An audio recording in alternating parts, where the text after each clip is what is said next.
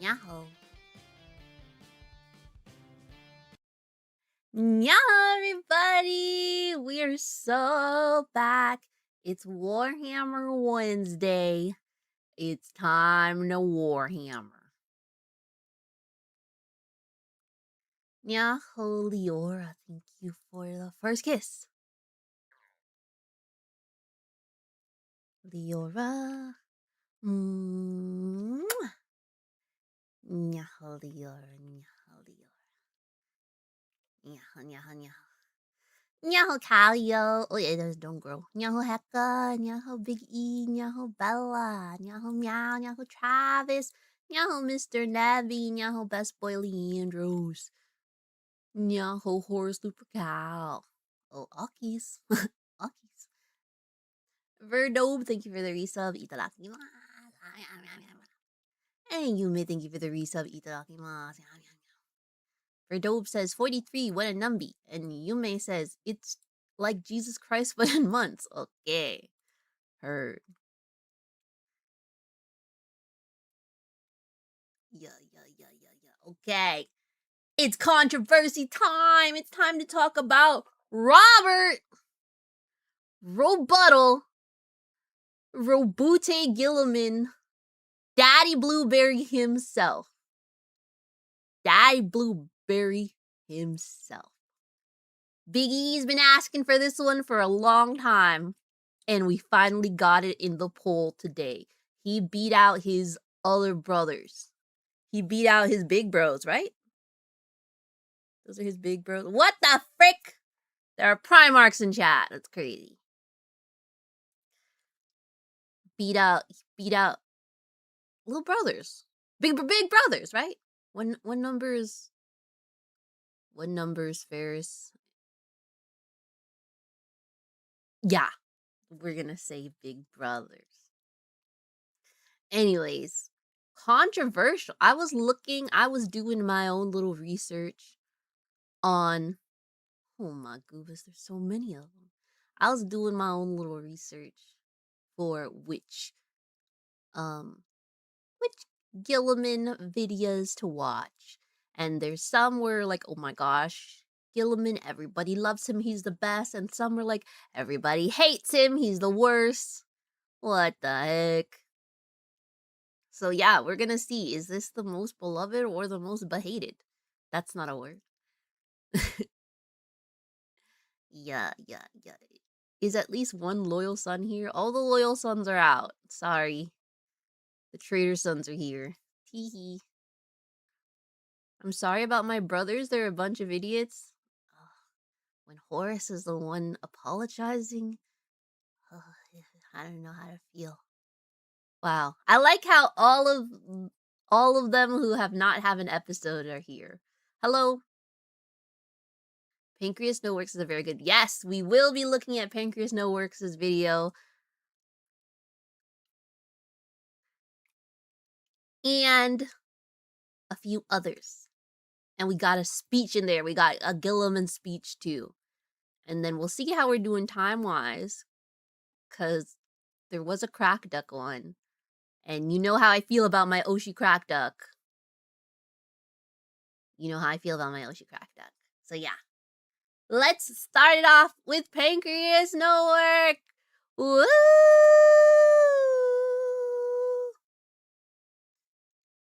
Who came first? Pancreas No Work or Baby No Money? You tell me that.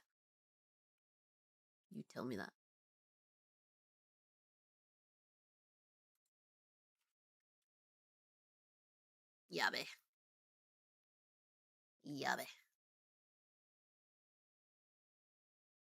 Y'all Hayden. Are we ready for this? Papa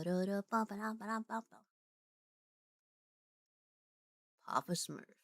Yeah. There are many chapters of Space Marines in the Warhammer 40k galaxy. Each of them is unique in their own way, for better or worse. For better, you have the Blood Raven's heroism in the face of constant treachery and hardship, as well as rampant kleptomania. Or the Lamenter's unflinching resolve in spite of the universe doing its best to step on them at every given opportunity. For worse, you have the Blood Angels, who, while quite noble and cultured, have a tendency to devolve into rage monsters every now and then. or the Space Wolves in general. The Viking LARPers are worse in every regard, there is no better. But everything needs a default, something to look at and recognize as being the average, the standard metric by which all others are compared to. And as far as Space Marines go, this would be the Ultramarines. Oh, Not excelling at average. anything but good at everything, they're more or less the golden standard of the Adeptus Astartes. This has gotten them the reputation as Mary Sue's, which, to be fair, at least in the older days of Mary Warhammer, was Susan. more than well deserved. I would say nowadays that it's waned away, though it will never fully be gone, both due to the past intense favoritism, and because some people are always going to complain that their favorite faction isn't the poster boy of the setting, so obviously the one that is just the worst thing ever. And Mary Sue tendencies aside, all Space Marines come from a source, their Primarch, the father of the Legion. And while the Ultramarines may in many ways be the average Space Marine, the vanilla ice cream of the Adeptus Astartes, I propose that their Primarch— Not the vanilla ice cream of the Adeptus Astartes! Hello? Oh my goodness. I feel like the Space Marines actually should be the cotton candy ice cream with rainbow sprinkles of the Adeptus Astartes, and we can talk about that more. Primarch is anything but. Roboute Guilliman is my favorite Primarch, and indeed the one I consider to be the Oshi. greatest of them all. Well, I don't think it's controversial anymore to say that he's become a pretty cool guy, saying he's the best might raise some disagreements. But let me tell you his story, and hopefully you too will see why Robot Guilty Spark truly is the brightest of the Emperor's sons. Okay, tell me his story. With the Emperor's foremost son as Lord Commander of the Imperium, a new hope stirred. Roboute Guilliman is the Primarch of the Ultramarines chapter / Legion of Space Marines, and was the 8th one found by the Emperor of Mankind. Before that, though, it's of importance to note that he was one of the only Primarchs to land on a world that wasn't a complete shithole. Macragge was more or less ancient Rome mixed with ancient Greece with better technology. It even had limited spacefaring capabilities, despite the Age of Strife making such things all but impossible for most other worlds. Now, oftentimes it wasn't exactly a nice place to live. They had the attitude of Spartans towards having children. If they're weak, off the cliff they go. If they aren't, it's time for military training at the ripe old age of 6. But, you know, compared to planets like Chemos or Nuceria, they're I'd take ready a bit for of the child Astartes soldiering life. any day of the week. Builds character, as well as grip strength when you have to fight your bunkmate to the death for the last scrap of roast boar. At least the continental crust of the planet was made of cardboard like it was on Vulcan's homeworld. Guilliman was found by Connor Guilliman as a baby, who was an influential ruler and all-around swell guy who pushed towards meritocratic reforms and generally making things nicer for everyone. Unlike any other Primarch, however, he also had a mom. Technically only Connor's seneschal, which is a fancy way of saying secretary in medieval speak, Tarasha Utin would help raise Roboute into the man he would become alongside Connor, and indeed, when faced with problems, Guilliman would frequently think on her advice on how to handle the matter. Guilliman had a mom! Wow. See how differently they turn out with moms. That's crazy. Happy Mother's Day. Must have been one hell of a smarty pants if the son of a god was willing to bow to her advice on matters. As for Connor, however, he was a man trying to push for societal reform in a civilization that was essentially ancient Rome in space. If you aren't sure why that's a bad sign for Connor's future, do some reading on the Gracchus brothers to see how the ancient Romans viewed societal reform. And sure enough, while Roboute was away on campaign against a people known as the Illyrians, because sometimes Games Workshop doesn't even try to hide their historical inspirations, Connor was slain by a treacherous ally who was sick of all this talk of equality, fair governance, and not holding the position of emperor up for the highest bidder. Guilliman lived at least, so that's something. As for Roboute, he had originally planned to murder his father's killer stone dead, and had the chance to do so, but there's a few things you gotta know about the man. One, during his campaign against the Illyrians, Guilliman came to realize that many of them were willing to surrender, and therefore he came to accept that diplomacy was just as valid a tactic as the Doom Guy school of negotiating. Two, Guilliman had always been intelligent. He was given command over the Illyrian campaign at the age of 12 after all, and with his massive brain power, he realized that if he killed Galen, his father's murderer, he would set a precedent for the future, and so he deferred to the Senate for Galen's fate. This shows that Guilliman not only is able to keep control of himself in most situations, most importantly, he's able to look towards the future when he decides upon a course. Wait! You know, do you guys remember, I think it was a few years ago now, when someone on the internet said something very important, and they said that all men think about the Roman Empire? Is that why people love Guilliman? Because he's just the Roman Empire, but in space?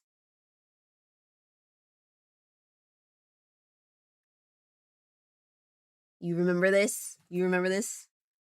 Yeah. I'm onto it. I'm understanding the subliminal messaging. And he's blue. I never remember things. We'll write it down. Who am I? The best fish you'll ever see in your life. Everyone thinking of the Roman Empire was just cap. No, it's real, it's true, it's based. Continue. Caesar.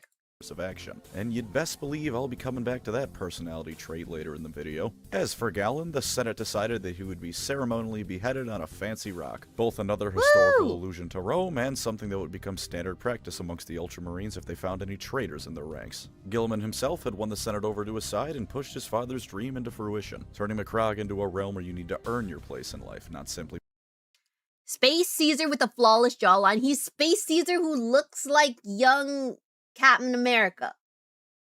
He's Captain America Space Caesar. Done. Roll the frickin' clip.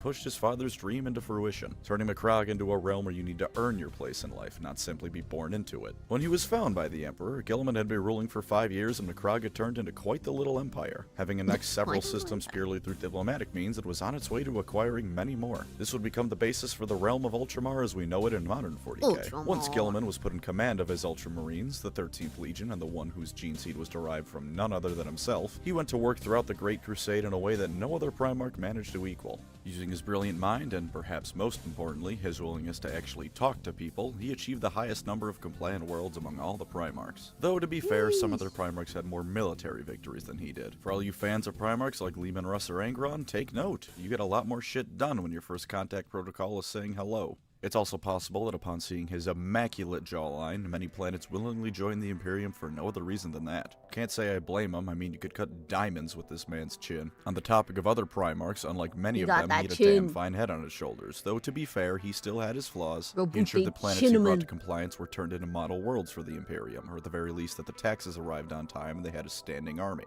That way, things wouldn't just melt the moment the Ultramarines left the system. He wasn't like Angron, where planets would surrender in fear of the World Eaters showing up and then be butchered anyways, nor was he like some of the other loyalist legions such as the Space Wolves, whose barbarity, while at least in part a cultivated appearance, didn't exactly paint the Imperium in the best of lights. He was more than willing to listen to the counsel of others, though at times he was arrogant and thought his way was certainly the best way unless shown otherwise. For instance, Alphegon was not much of a fan of Gilliman due to his dislike of the tactics Omegarius most favored, believing them to be rather dishonorable. To be entirely fair to Gilliman, targeting civilian populations isn't exactly the nicest thing to do, but it did get results as far as the Great Crusade was concerned. And it was Corvus Corax who taught him many lessons about how irregular tactics and use of understrength units could still carry the day, which was something Gilliman, with his Romanesque mindset of ranked formations and the like, had trouble adapting to. Nevertheless, despite any dislike he may have held for his brother's tactics, he respected all of them for their abilities, even if he felt they weren't something he should incorporate. He even had what he called his dauntless few, brothers he felt that fighting alongside he could win any war there was to fight. They were Leman Russ, Ferrus Manus, Rogel Dorn, and Sanguinius. And with that bit about Corvus being said, while Gilliman may have had trouble coming up with novel ideas, once he found a way to incorporate something into his own tactics, he was going to find every conceivable way to improve and expand upon them. Basically, you can wrong-foot him once, but the next time you try and use the same trick, he's going to put you in the dirt. Corvus even admitted he could never beat Gilliman in simulations from that point forward. He might win a battle, but never the war. While many planets under his jurisdiction were still hellholes even after his restructuring of things, which funnily enough includes Nuceria, I propose there's reasons for this. For instance, in the specific case of Nuceria, I think it's likely he avoided dicking around with it because it was Angron's home, and while Gilliman was technically in charge of it, he probably didn't want to piss off his brother by screwing around with his home planet. Not that Angron probably would have given two shits, but what are you gonna do about that? The other reason some planets weren't brought up to snuff 100% was that the Primarchs were required to maintain a certain tempo to their conquests in the Great Crusade, and properly restructuring every planet to turn into a new Macragge likely would have required time Gilliman simply wasn't allowed to have. That's largely just me theory crafting though, so don't take that as the word of God, that's the reason for it. And even beyond not being able to fix every planet up proper, Gilliman still has a few black marks on his record. While he wasn't involved in the destruction of the 11th and 2nd Legions, Gilliman almost certainly benefited from absorbing their numbers into his own, which likely helped him bring as many worlds into the Imperium as he did.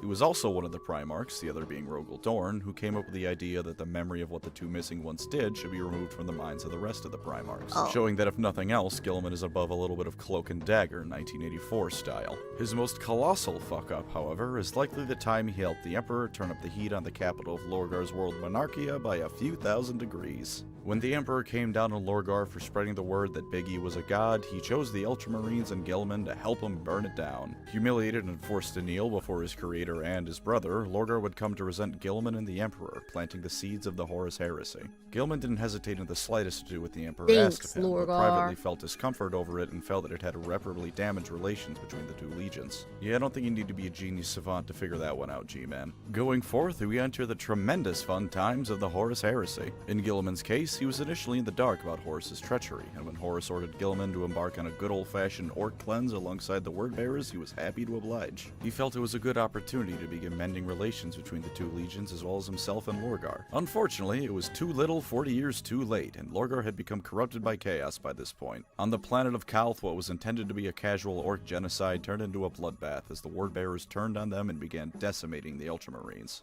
Nearly half the legion was destroyed, and Gilliman himself was vented out into the vacuum of space without a helmet. For most people, this would have understandably guaranteed their death. Gilliman decided that breathable atmosphere was for pussies and began punching word-bearers so hard their heads exploded. After that, Corpharon stabbed the Primarch with a chaos-corrupted blade, much like Horus was, in order to turn him to the traitor side as well. Gilliman's response was to punch Corpharon so hard his heart briefly stopped. The word-bearers were driven off as, despite their sudden betrayal, giving Gilliman any amount of time to breathe and form strategy means you've already lost the battle. Things after this don't get any better for Gilliman, however. Lorgar and Angron raised merry hell in the realm of Ultramar with their forces, and as Gilliman was chasing them around, a blanket of warp storms cut him off from the rest of the galaxy. He decided that if he couldn't confirm the Imperium was still standing, he would act on the assumption that it had fallen and it was up to him to carry on its ideals. Thus, he created the Imperium Secundus, both to carry on the Imperium's torch and to round off the Roman Empire references with his very own Byzantine Empire. Macragge is even the perfect little Constantinople. Of course, what happens here could be a video all on its own, but I'm trying to keep the focus on Gilliman. So to sum it up, he fought Angron and Lorgar while the former was being turned into a demon by the latter. Conrad Kurz ran wild across Macragge for a while, and yeah, he was just running around, who was completely unfazed by his bullshit.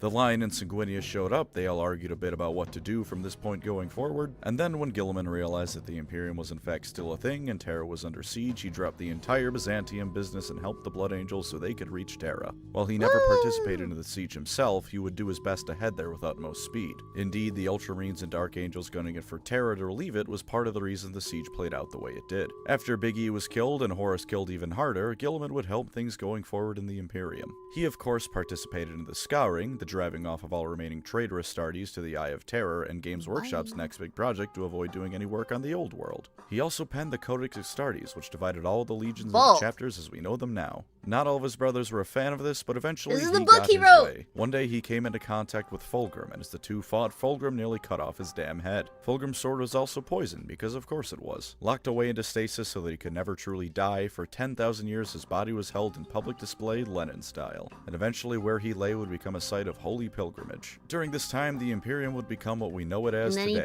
the worst place he could ever possibly live. It was rumored that even in stasis as he was slowly but surely healing from his grievous wounds. But even with this, there he lay for millennia, comatose and doing nothing as the Imperium fell apart around him.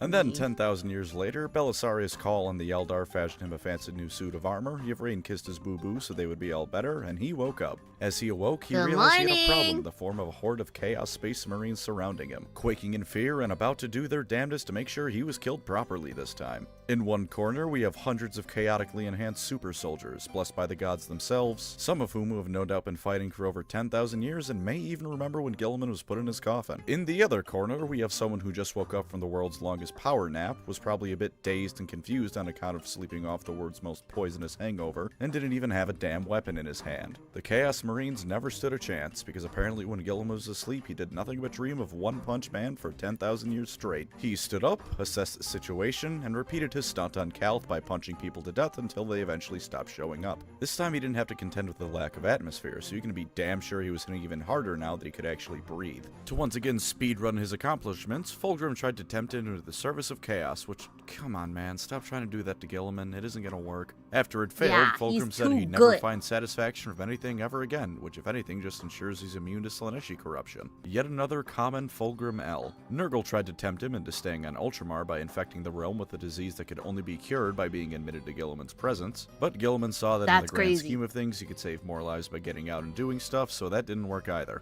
He headed for Terra, but was kidnapped by Cairo's Fate Weaver, who bound him in chains made of Gilliman's repressed emotions. Don't think about that too much. Scarbrand decided to try and break Gilliman out so he'd kill him himself, because all the Chaos Gods just want to get on the party, apparently. And the Harlequins led Cypher to him to help him break free with his head still attached in exchange for being allowed to see the Big E. He also cut off Scarbrand's head during all They're of this, which is obsessed always a with cool thing him. to see, because corn demons can go back to the hell they crawled out of. He reached Terra via the Webway with Eldar help, only for, surprise, Magnus and the Thousand Suns to have followed them, and now it's time for a battle on the surface of the moon. Magnus nearly had him dead to rights, and then the Custodes and Sisters of Silence showed up, and Magnus got shunted back to the warp. He had Cypher arrested once he saw the sword that was on his back, which turned out not to work at all, because it's Cypher. The man's more elusive than a politician being asked to give a straight answer. He talked to the Big E, started reading Lorgar's original holy book dedicated to him, and concluded that while Lorgar probably had a few things right, the Emperor is not a god worth worshipping. He immediately began restructuring the Imperium, as he rightly found it to be an incredible shithole. And when the High Lord staged a coup on Terra against him, which, as an aside, is astoundingly treacherous and moronic, Gilliman put his justice plan skills to the test and counter-couped them and killed everyone. That's how that story ends. With any traitors now dealt with, he launched the Indominus Crusade to keep the Imperium from fully shattering in the wake of the Great Rift. Something I'd really like to emphasize is how Gilliman managed to orchestrate something almost equal in scale to the Great Crusade all by himself in a shorter time span. Goes to show how far up his own ass the Emperor's head is, if you had any doubts about that. The Plague Wars happened, where Mortarion and Nurgle decided they'd quite like to take a chunk of Ultramar for themselves, and Gilliman once again found himself squaring off against the demon Primarch.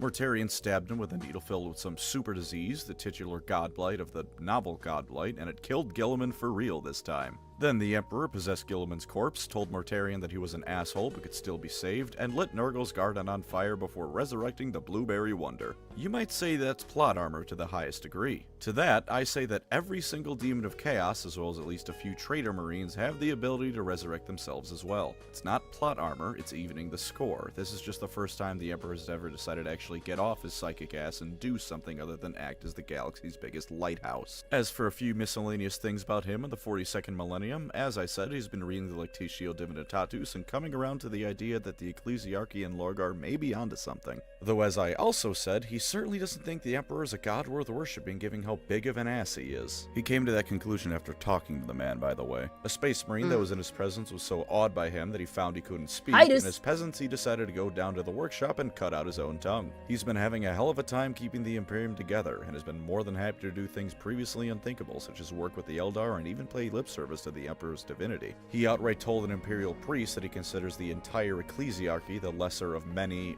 many, many evils, but he's smart enough to know that it's one of the only things keeping the Imperium together. He's also apparently been developing a goddamn harem between Yervain and a rogue traitor who calls him Robu. How cute. Sleeping with him would probably be like trying to fit a semi-truck through a door frame, Rogue but you traitor can't blame a girl mentioned. for shooting her shot, now can ya? Now, before we move on, I want to tell you why Rabute Gilliman is the best Primarch out of all of them. Do keep in mind that these are, of course, all my humble opinions, because when you say something is the best, it's always going to be subjective unless you're talking about something purely numbers-based. This next bit'll probably be the most serious I've ever been in a video, because sometimes even I can find it in myself to have actual opinions on something without needing to punctuate it with a joke. Rabute Gilliman, for all his faults, all the times he could be cold and distant from others, actually cares about those under him. A quality that at any point in the Imperium is a rarity amongst the top leaders. While his strategic viewing of things means he's often detached from those around him, he will never put men to their deaths unless he firmly believes that is the only course of action that will win the day. He cares for those under his command, superhuman warrior or not, and indeed to this day he tries to imagine what his foster mother would do in a situation such as the value he could place on the word of mere mortals. He is at heart a good man, even if only by the standards of 40k, and while other Primarchs could also be said to be decent people, few of them put it into practice like Gilliman did. It's one thing to lament you left a planet in shambles, it's another thing to nut up and actually fix the thing. He's also quite possibly the only Primarch capable of even remotely bringing the Imperium back from the brink. War is well and good, and in 40k you need to be capable of doing some fisticuffs to get anywhere in life. But only being good at war is something that only Khornate demons can get away with, and Gilliman is the ultimate statesman bar none. Not even the Emperor himself can compare, in my opinion. You need to keep people fed and supplied. You need to make sure industrial centers are kept up and running. You need to make sure supply chains are kept up and running so the people doing all the fighting can keep doing all the fighting. Gilliman knows all this. He knows this and knows how to optimize it so that everything is actually run well. He's Places he min-maxing. ministers succeed He's a because they actually min-maxer. perform well, not because they have infinite amounts of bodies that throw at the problem and eventually will drown the problem out in corpses. Guilliman is perhaps the only Primarch capable of seeing the Imperium from its worst enemy, itself. He's also one of the Primarchs who consider the ideals of the Imperium more important than the Emperor. In fact, he never considered the Emperor his father, only his creator. Quite frankly, he didn't like the Emperor, always holding it against him how he was forced to raise Monarchia to the ground, even if only in private. As far as Rabute cared, his father was Connor Guilliman. But he knew that while it certainly had flaws, the ideal of a united mankind is one to strive for in this mess of a galaxy, and he genuinely believed that he was one of the best suited to do this while commanding the best legion around. You can call it arrogance, but I don't think it came from a place of, I'm better just because I am. He could certainly be arrogant, but he genuinely felt he was the best man for the job in many cases. And while this won him many enemies amongst his brothers, he rarely if ever held it against them. In fact, Guilliman also possesses a quality almost no one in this godforsaken setting does, the ability to admit when he's wrong. When he was introduced to tactics he never considered or admitting even when knew they're of wrong. and was proven why they were effective, he would immediately implement them into his own. You might need to beat it into his head a couple of times, but eventually he will come around. And when shown that what he is doing is objectively wrong, such as when it was revealed that the Imperium Secundus was unnecessary, he immediately canceled the whole thing and gunned it for Terra with all speed once Sanguinius made it through the traitor blockade around Macragge. Despite his occasional arrogance, he has humility, or at least the common sense to admit when he's wrong. Guilliman also, and this to my knowledge is quite unique amongst the Primarchs, also looks towards the future in a way that goes beyond just trying to make things better in the now. Rather than whine about the past and be blinded by the present, he plans ahead. When Rogel Dorn was busy banging his head against a brick wall because Pertarapo politely asked him to, when Lehman Russ was busy drowning his sorrows in Space Marine grade alcohol, Guilliman acted knowing that just because the bad guys were gone didn't mean everything was good to go now. While Malkador is responsible for setting up much of the bureaucracy the Imperium has now, it was Guilliman who helped ensure it could run at peak efficiency.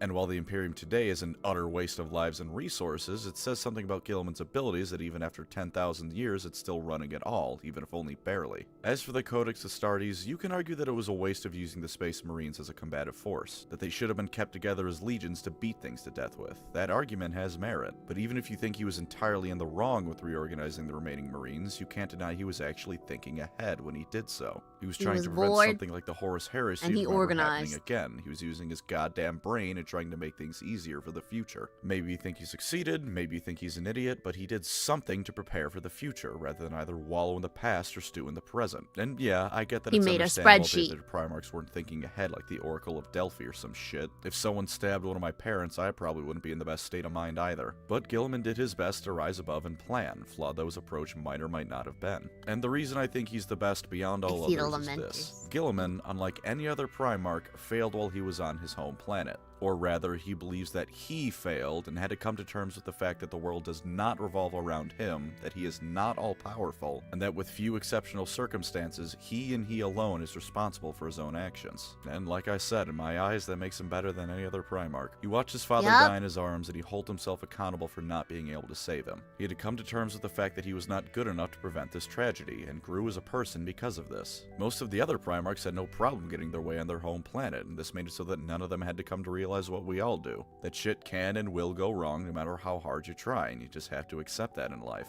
Even those that did fail found it easy to blame their failure on an outside source, the Emperor. Angron and Mortarion both resented the Emperor for coming in to save them at the last minute. They found him to be a convenient source to pin all their anger on, rather than look in at themselves. Guilliman never had this. He met the Emperor years after his father died. And in fact, I firmly believe that this makes Guilliman uniquely situated for being able to carry on the Imperium. Other Primarchs certainly had it worse than him. I mean, Conrad Kurz exited his capsule pod inside a pool of magma for God's sake. But Guilliman is perhaps the only one who early on had to come to terms with the fact that the universe can just shit on you. And thus I firmly believe that he's not only incorruptible, but will carry on fighting as long as he can without ever succumbing to despair. Before we end the video, how about a do or don't for using Guilliman? I gave Nagash one after all, and I guess technically Gotrek as well, even though it was like a minute long because he's Gotrek goddamn Gurnison. I should state that this will be for 40k and not 30k because I do not care for the Horus Heresy. For lore positives, Guilliman is the man in charge of the Imperium, so if you want the ultimate personification of a commander commander leading from the front, you can't do any better than him. If you like Space Marines, well, he's the father of about 50% of all the Loyalist chapters in the galaxy, since Ultramarine Gene Seed is the most commonly used, so it's hard to do better than him in that case. If you like the Imperium being about as close to lawful good as it can be, you'll also want to grab Guilliman. And if you like the idea of your soldiers being led by divinity, you can't do much better than one of God's sons. Also, badass bureaucrats, mostly an oxymoron in the real world, but very much in place here. Also, look at his model. I know GW has had problems with way over-designing their models, see the Adeptus Mechanicus, but given that he's both the son of the Emperor and currently the only Loyalist Primarch available, I think it's fine here. Absolutely stunning, and his face isn't too dirty. Comes with a helmet! For tabletop positives, Guilliman hits like a truck. This is of course to be expected, being a Primarch and all. Above his my ranged head. weapon can chew through weaker hordes and even lightly armored infantry. This is with above ease, my and head. would be good for at least shaving a few wounds off more heavily armored targets. Given that he also wields the Emperor's sword, he's pretty good in melee for the too. drama. 6 attacks and an AP -4 and causing D3 mortal wounds on an unmodified wound roll of 6, it's gonna put the hurt on most targets. For more armored targets without an invulnerable save, He has can also aura. just punch the shit out of them with his massive Primarch power aura fist. and Master While of only Battle being AP aura. -3 compared to the sword's AP -4, it doubles his strength rating of 6 rather than only adding 2 like the sword does. He can also take a respectable amount of damage, rocking 9 wounds, a 2-up save, and a 3-up invulnerable save. Just ignore any Tau railguns and you should be fine for a while. Oh, and the first time he dies on a 4+, he comes back with D6 wounds. So you can kill him, and if he rolls well, he can come back almost at full health. That is one impressive middle finger to give your opponent. Of course, as I've hopefully driven across in this video, Basically, he's the much more stat of a says he can planner hit than like a fighter, truck. and that's why you really Heard! want him. He has to be your I love warlord a if you pick summary. him, and by doing so, you get an extra 3 He command points hits to stick like a around with. truck. So even if he somehow gets tabled turn 1, you get some guaranteed benefits out of this man. Now, get ready for all these buffs because Guilliman hands them out like candy. Any units with the Imperium keyword, not just Space Marines or Ultramarines, but the Imperium as a whole, can add 1 to advance and charge rolls within 12 inches of Gorillaman, reroll hit rolls of 1 within 12 inches of Garbanzo Man, and reroll morale tests within 12 inches of Gnome Man. On top of that, Ultramarines core and character units can reroll all hit rolls within 6 inches of him, and reroll wound rolls of 1 within 6 inches of him as well. Finally, Ultramarines infantry and biker units can heroically intervene within 6 inches of him. He is going to make sure your army is running at peak performance, and it has no choice in the matter. As for the lore downsides of using Guilliman, as the rule of the Imperium, he's not going to be participating in a battle if it isn't a major fight. He's got a galaxy-wide empire to run. He can't throw himself into every skirmish he comes across, so keep that in mind if you're a fan of smaller scale battles. Also, if you don't like Space Marines or Guilliman, you probably don't want to run Guilliman, the father of the Ultramarine Space Marine chapter.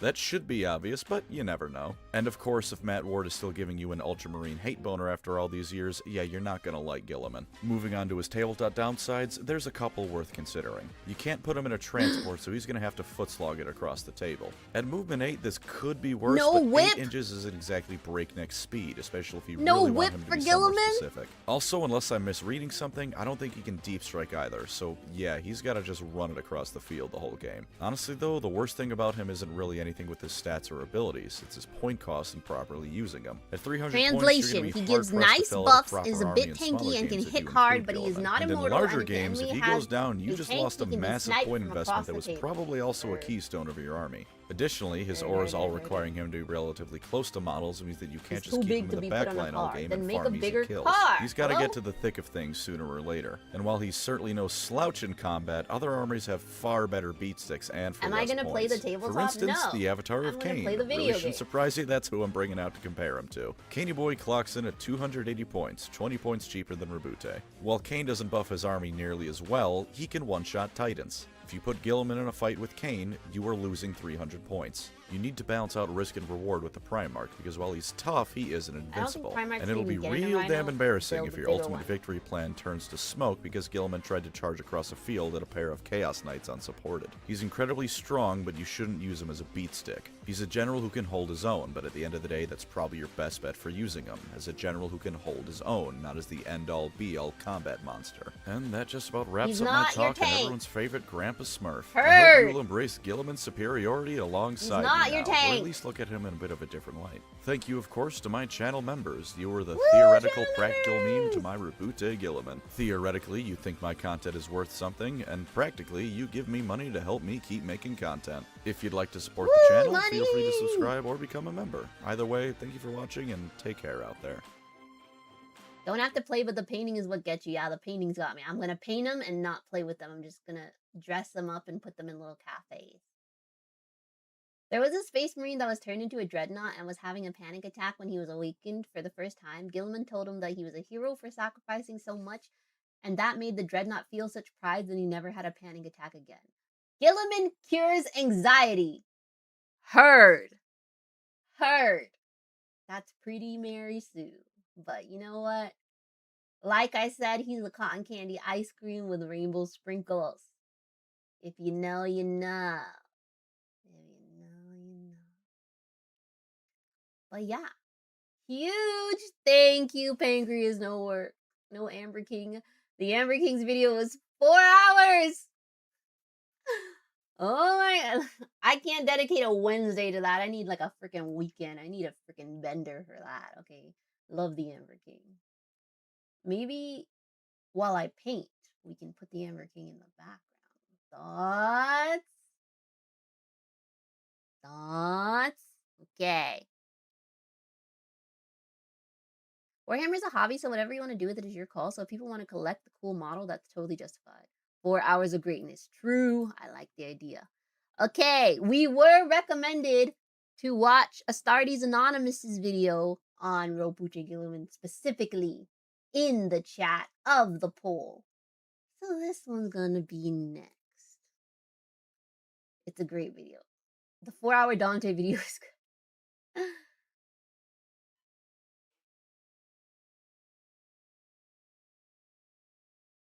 I know I won't regret it. I'll do it when we paint. I can paint for 4 hours. I feel like though, when the lore video is like very long and like too good, I just get sucked in, and my reaction video is just me staring at it, watching it, and I'm like, whoa, this is good. And then I'm like, oh frick, I'm live. I'm making content. Oops. I just want to watch this. I just want to tune in, guys. So yeah. ADHD haver. ADHD. Thank you. Okay, let's get it. If you've spent any amount of time learning about... Sorry. The volume is so down. Okay. Run it back. If you've spent any amount of time learning about Warhammer 40k, then it's likely you've heard the name Robuche Gilliman. I have. As the 13th Primarch, Genefather of the Ultramarines and their successors, and the Lord of Ultramar, Robuche Gilliman has had a lot of time in the spotlight. From his landing on the planet of Macragge, to his reorganization of the planet's government, and then his conquering of the 500 worlds that would become an Imperium in miniature. Gilliman's logistical giftings would spur any task undertaken to great heights. The man that would become General, Myth, and then Regent of the Imperium has cemented himself as perhaps the most important human in Warhammer 40k. When someone is asked who the most influential person to them is, many will cite either their mother or their father as having a hand in their development. The demigod son of the Emperor of Mankind is no different. Conor Gilliman, the man who became Robuche Gilliman's adoptive father, was one of the 2 consuls of Macragge at the time, and the man that gave Robuche his name. A name that means Great One. The Primarch was raised by his adoptive father to be the best statesman that he could be, focusing intensely on the ideals of justice and responsibility. As Robuche grew and matured, his youth was marked by a hope for a brighter future for humanity. By age 10, he had mastered all of the subjects that even the wisest and most intelligent teachers on the planet could educate him in. However, as with all of his brothers, his greatest genius lay in the art of war. In the arena of logistics and organization, he was without peer. During his first proper war, a campaign to bring a land of barbarians and thieves to heel, he not only won his battles, but he also won the respect of his enemies. This modus operandi of not merely exterminating those who oppose him, but bringing them into the fold would stay with him throughout his long life. The young Robuche Gilliman would not have long to celebrate his first victory. Upon his return to the capital city of Macragge, known as Macragge City, He found his father, mortally wounded by an assassin's blade. With his father no longer there to guide him, Rabute restored order to the city and assumed the mantle of ruler of Macragge. Under his leadership, the planet flourished, enjoying a time of plenty such as had never been seen before in its long history. Conor Gilliman's influence on his adopted son reached further than he could ever have possibly This known. beard? By instilling in How many Rabute beards? an unshakable integrity, an unwavering sense of responsibility, and the humility They had to admit pyramids on when Macragge? delegating tasks to others was the correct course of action. Conor sculpted the man that would later become one of the greatest leaders that the Imperium of Man could ever hope to rely on. With his death, Shout out he to his galvanized hero his Connor. son's resolve to make the lives of those he was responsible for as good as possible. Though the planet grieved for its fallen leader, its new liege bore the promise of an age of hope and idealism. Despite the air of enlightenment that he exuded in public, there was a side of him Isn't that that most Dante? never saw. Rabute Gilliman discovered his rage as he slaughtered the men who conspired to murder his father. By the time of his death at the hands of his traitorous brother Fulgrim, he could clearly remember each and every time that he had Why is there a succumbed face to his on his anger. crotch? Amongst these scant few instances, perhaps the most notable occurred high above the surface of the planet Calth, upon the bridge of the Macragg's honor. Lorgar's betrayal was something that even Lorgar. Gilliman, in all of his strategic little F. brilliance, could not predict. Even after the word bearers You crashed a bald little gigantic F. void craft into the surface With a of the bad planet chin. and were actively slaughtering their ultramarine cousins. Gilliman originally believed that this catastrophic incident was Good night. accidental fratricide. So far was the thought of betrayal from Rabute's mind that it took personal admission from Lorgar himself to convince the Lord of Ultramar that they were no longer allies. Indignant and appalled at the sheer gall of his brother's atrocities, Gilliman officially halted his pleas for a cease. He was such a real one. He was like, nah, we're besties for the resties. We're brothers out here. I love you forever. And Lorgar had to be like, actually, hate your ass. Wow. He's a real one. Ceasefire. In its place, he broadcasted a vow to bury not only his traitorous sibling, but his entire legion as well. The wrath of Ultramar had boiled over, as seen in No Fear. Angry blueberries. Rescind my previous looped broadcast. Replace it with this. Lorgar of Colchis, you may consider the following. 1. I entirely withdraw my previous offer of solemn ceasefire. It is cancelled and will not be made again. To you or any of your motherless bastards. Oh! 2. You are Oh! no Not your motherless bastards! Oh! He's getting him! Okay, 2. longer any brother of mine. Oh! I will find you, I will kill you, and I will hurl your toxic corpse back into Hell's mouth. He hands the horn back to the Vox officer. He said F you and your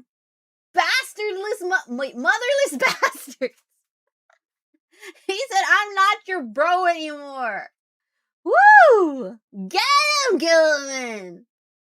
He put that on broadcast? Oh my goobers. Hello, this is Imperium 1504 KTS. I don't know what I'm saying. And now, a message from Rabute Gilliman. Hail F that guy! Put that on repeat immediately.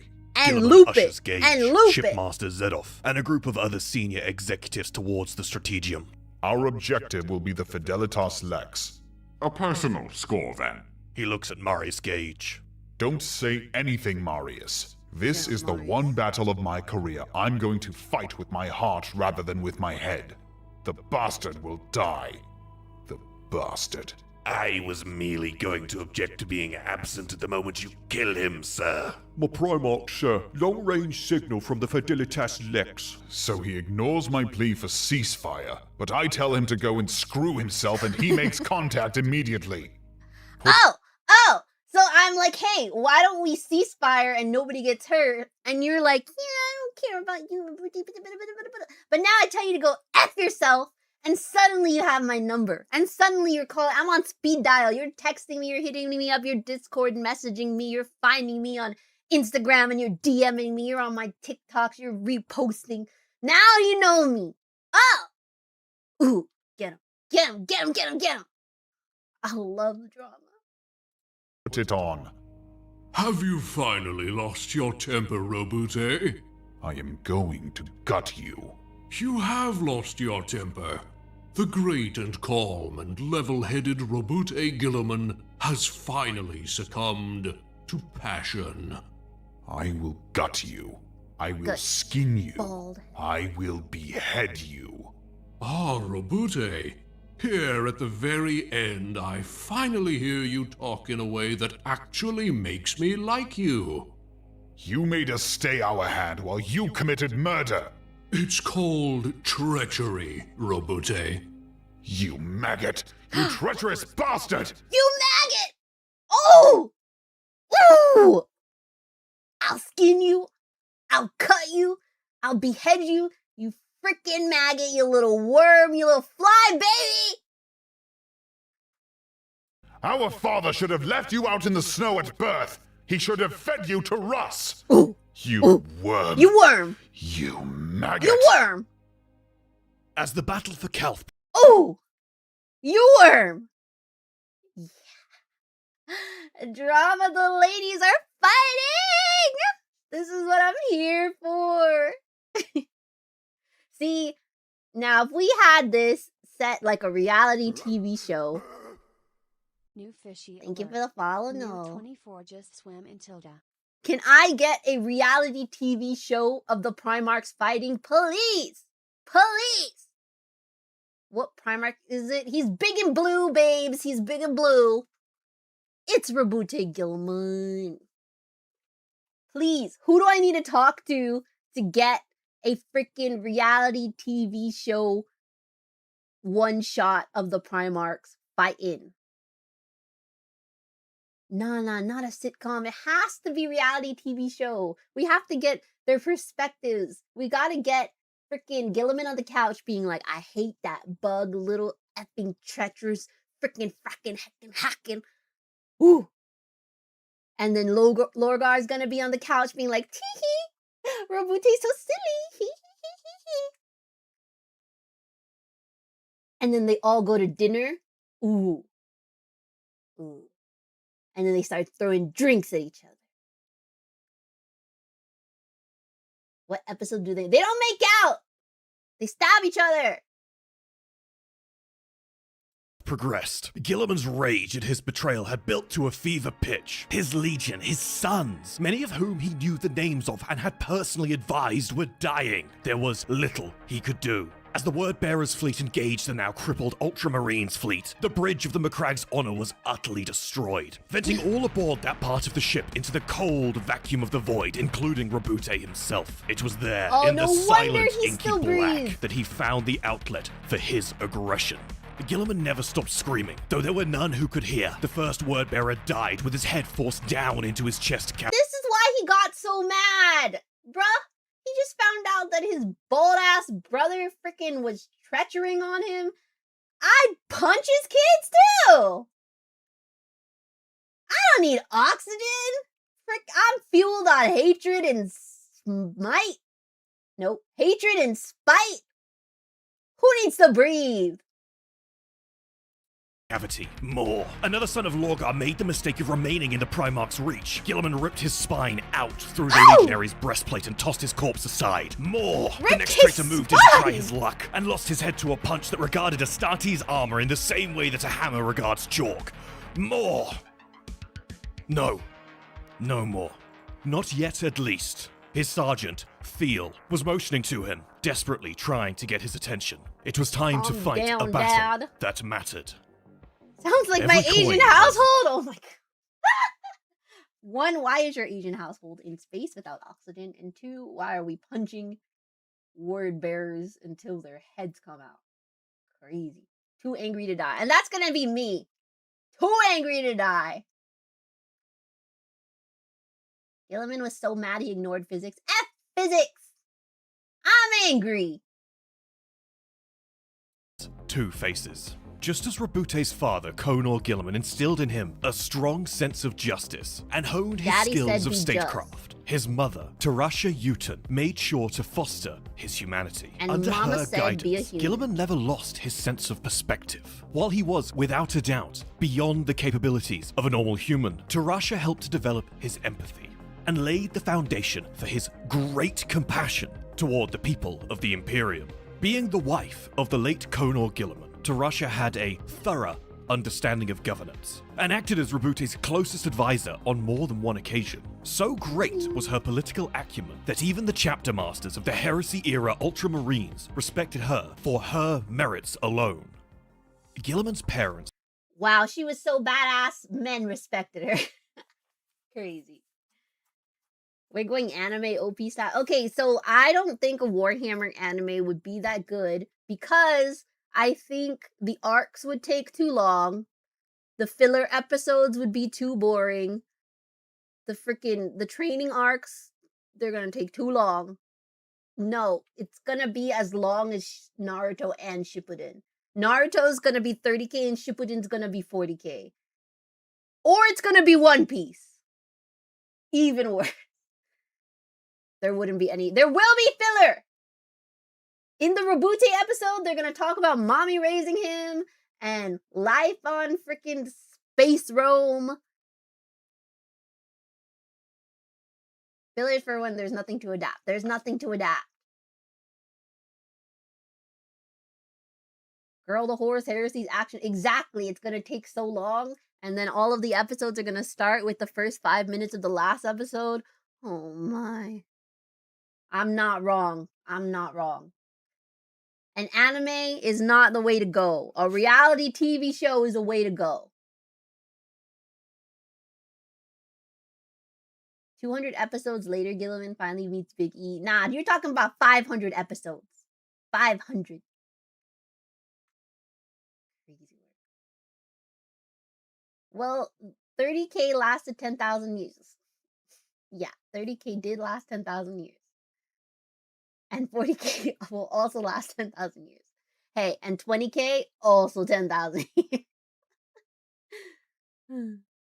Anyways. And then the beach episode's gonna go crazy. No. Yeah. No, not anime. Sitcom before anime, sure. Reality TV show, sitcom, live action. No, reality TV show, live action, sitcom, anime. That's the tier list. Bear a I'm not striking arguing on similarity to the parental figures of another character, who many consider to be the greatest hero of his time. Peter Parker's entire life is defined by the now immortal words of his uncle. With great power comes great responsibility. Spider-Man! Every time he dons his mask and web shooters, Spider-Man strives to live up to the standard that his late uncle set for him.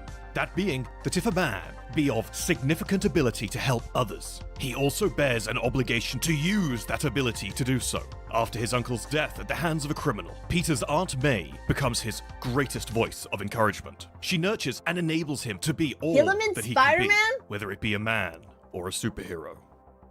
Gilliman's parents are Uncle Ben and Aunt May writ large. Conor established the standards by which the Primarch would lead his life and organize his Well, I don't legion, know if and Gilliman's Tarasha my stood by Robute's side, encouraging, advising, and enabling him to strive to those standards. In addition, she sometimes offered creative solutions to problems that even he struggled with, as seen in Angels of Caliban. Gilliman took some time to gather his thoughts, searching for the words that would convey his nebulous and miasmic collection of hopes and fears about Imperium Secundus. In the end, it could all be rendered down to a simple statement, one that was almost impossible to voice. Uton waited expectantly, though Gilliman detected a hint of impatience. Do I need to say it? No. No, Do Mom. not think the lion is an ally. I see. You cannot trust him. He likes his secrets. He has lied to you more than once. No man has a good enough memory to be a successful liar. But I thought that Primarchs remembered everything. I take your point. He is also a character of action. He excels at adaptation. the emergent strategist. Oh, he plans well enough. But it is determination that sees him to his greatest success. A determination to overcome everything set against him, despite the odds or the price. Give me 6 hours to build a tower, and I will spend the first 4 measuring bricks. I have spent many hours building Imperium Secundus, but he will wreck it in the next 5 minutes. We have only just begun what we need to do here. Long on the theoretical, short on the practical. Is it so bad? Let him be the warlord. Devote yourself to being the statesman we need you to be. You will stop him going too far. You and the new emperor. The lion respects you and looks up to Lord Sanguinius. The Lord Sanguinius is distracted. He has a lot to occupy him. Another reason you must concentrate on what you must do and not second-guess others. Lord Sanguinius rules the Imperium, but you must run it. Manage the lion as you would anything else. If he is of a mind to usurp me, and is my match in intellect, how can I stop him without resorting to force? Uton turned down the path, heading towards an ironwork arch in the hedge that surrounded them. She was almost out of sight when her reply drifted back to him. That is easy, my son. It is time to start measuring bricks. Ooh. 2 warrior kings met the day that the Lord of the First landed on Macragge, the Primarch of the Ultramarines and the ruler of the 500 worlds, Roboute.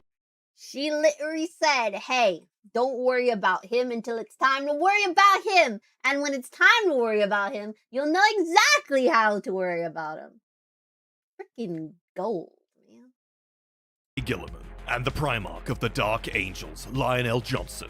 The Night King of Caliban made planetfall with enough pomp and circumstance to make even a man like Roboute Gilliman insecure in his own home.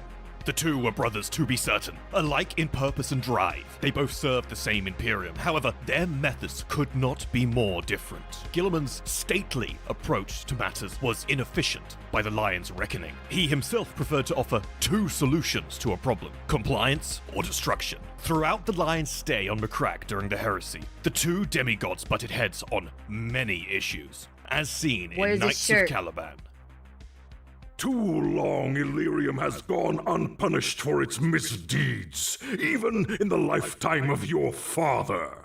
It was the birthplace of violence and discontent. There can be no cure for this infection at the heart of the Imperium, save complete excision. Illyrium is not a single entity. It is a place filled with people of many loyalties and manners. You cannot condemn a whole state for the crimes of a few. Not a few. Illyrium is non-compliant by any terms of definition. Your planet, the capital of the 500 worlds, has harbored dissident elements since the inception of the Imperium. They are not your citizens, brother. They do not want to be your citizens, and they will not serve the Imperium. They betrayed and killed your father. How dare you bring mention of Connor to this debate? He sought peace by all means. If I were to strike back in his memory, it would not be justice. It would be revenge. You are weak.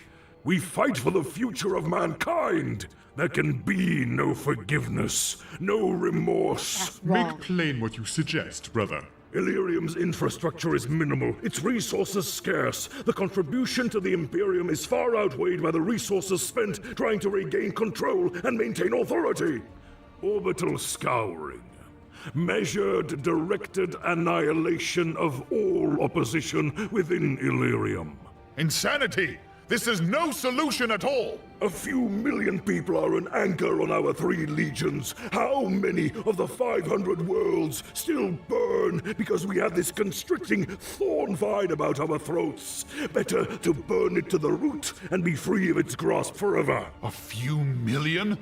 My people are not expendable at any cost! Your people? Your people? Are they not our people? The two were so at odds with each other on matters of policy that it took a common enemy to bring the two together. That being Conrad Kerr, Frickin' who had little stowed away creepy the line. curs just frickin' skittering and scattering around. I love ever since learning that. He's just there, just hee hide and go seeking. Nobody's finding him. He's just killing people. Like, oop, got one. Bye bye. Crazy. The lion wanted to nuke a city, and Gilliman thought that was cringe. Yeah. I see. Sanguinius is like, so what are you saying, man? Huh? Say it. Say it with your chest, lion. Like a rat. He is a rat. Con rat. Lion's flagship, the Invincible Reason. Curse had been waiting to wreak havoc on the citizens of Macragge and needed to be stopped for good. During the time of Imperium Secundus, the empire that was meant to succeed the Imperium under the assumption that Terra had fallen to the traitors, Gilliman bore many insecurities and a great level of mistrust toward the Lion. However, there was one of his brothers for whom he bore the utmost love and respect. Sanguinius was installed as Emperor Regent of Imperium Secundus soon after his arrival. Under his leadership, both Gilliman and the Lion were able to ease into the roles of Lord Warden and Lord Protector, respectively. While it was certainly an improvement to have the three Primarchs acting in positions that suited them, this did not solve every problem. The Lords of the 1st and 13th continued to clash over policy, and it was made all the worse by the problem of Conrad Kurz, who had been terrorizing the people of Macragge for months. Though the Night Haunter was eventually captured and brought to trial, Sanguinius was continually... Also, Kurz is like a Primarch, right? He's freaking giant. How are we not finding this guy? How are we not seeing this giant rat just going across the city wreaking havoc? Hello? Crazy. What is he, 16 feet tall? We can't find this man. Come on. Be for real. Be for real. Plagued by visions of his own death above the surface of Terra. The Primarchs conferred and resolved to breach the Ruin Storm and reinforce Rogel Dawn at the Imperial Palace. While Sanguinius' fleet did manage to make it through to the Sol system, both Gilliman and the Lion's fleet remained trapped on the dark side of the Warp Storm. Despite being unable to follow his beloved brother to the throne world directly, Roboute managed to get a message through to the defenders as he approached, as seen in Echoes of Eternity. Sanguinius. He hid in alleys and sewers? Yeah, and he's still 16 feet tall. So if you see someone 16 feet tall in an alley in a sewer, I think you know who it is. I'm just saying. As seen in Echoes of Eternity. Sanguinius. What transpires on the surface of the throne world, I cannot say. What horrors you've endured, I cannot imagine. All I know for certain is this. I am mere days from the system's edge, and within a solar week, I will be in the skies above Terra. With me I bring the entire might of the 13th Legion, and I am not alone. Word has reached me from Russ and the Lion, at the vanguard of the 6th and the 1st. Our numbers are enough to cleanse the heavens and tear the world from the Archtraitor's grip. Hold on to hope, brother. That is all I ask. Can you give me that? Can you stand your ground for these last ultimate hours? Those elusive twins, victory and vengeance, are coming. This war ends the moment I reach Terra. Hold, in the name of the Emperor and the Imperium we have built together. I will be with you soon. Not soon enough. Roboute Gilliman arrived on a planet covered in ash. A place with broken down walls and a bleeding corpse upon his father's throne. In a few short years, 9 of his brothers had turned traitor, and 2 of his remaining loyal siblings lay dead, slain at the hands of the arch-traitor Horus and the now demon prince, Fulgrim. His determination to return home was quickly replaced with desperation to save what was left of his father's dream. With Gilliman at the head of the largest remaining loyalist legion, there was little choice for who should lead the charge to drive the traitors out of the Imperium. As he reclaimed each world, Gilliman saw firsthand what devastation could be wrought by a legion of space marines. Along the warpath, he penned the Codex Astartes, perhaps the most influential document in the entire setting. The work divided the Space Marine legions into chapters, 1,000 strong. It was Gilliman's hope that with such comparatively small numbers, a tragedy like the Heresy could never happen again. Despite being made of sterner stuff than any normal human, the tolls of 7 years of galactic war, combined with the loss of his brothers and father, began to take their cumulative toll on the Primarch. His desperation to rescue his beloved Imperium was slowly coagulating into another form of determination. Determination without any noble goal. Primarch, The lessons right? that Konor and Tarasha had spent their lives imparting to him were falling on a hardened heart. This bitter determination found an outlet over the skies of Thalassa when the Ultramarines cornered the fleet of the traitorous Emperor's children. In front of Roboute Guilliman was the one that had committed the first fratricide amongst the Primarchs. Fulgrim had long since given himself over to the service of the Dark God Slanesh, becoming a twisted creature of scale, flesh, and venom. A blight on the galaxy that no one would miss. This was an opportunity that could not be wasted. Nothing could be held back. The full might of his chapter was to be visited on the traitor scum.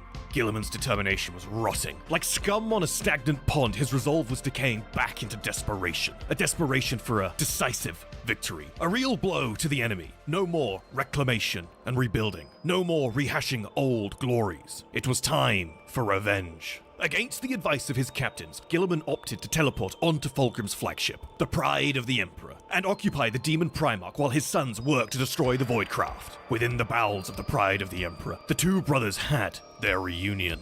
Their duel was titanic. But with movements blessed by the god of excess, Fulgrim restrained the avenging sun in his coils. Seeing a wound in the warp left on Guilliman's neck from the Battle of Kelth, Fulgrim, the blighted phoenix, opened his throat with a flick of his wrist. As he lay bleeding out, his Primarch biology unable to heal such an infernal injury, Guilliman saw his sons throw themselves at Fulgrim, only to be turned into red mist before they could land a single blow. One of his most beloved sons, Aenid Thiel, desperately ordered an emergency teleport to the safety of the Ultramarines flagship. At the cost of far too many of his sons, Guilliman was recovered, though his wound never stopped bleeding. As he died, sorrow embraced his heart. Roboute Guilliman, 13th son of the Emperor of Mankind, Primarch of the Ultramarines, the Avenging Sun, and the Lord of Macragge, was no more. The body of the Primarch was returned to his homeworld, where it was preserved in stasis at the Temple of Correction, where it languished for 10,000 years until...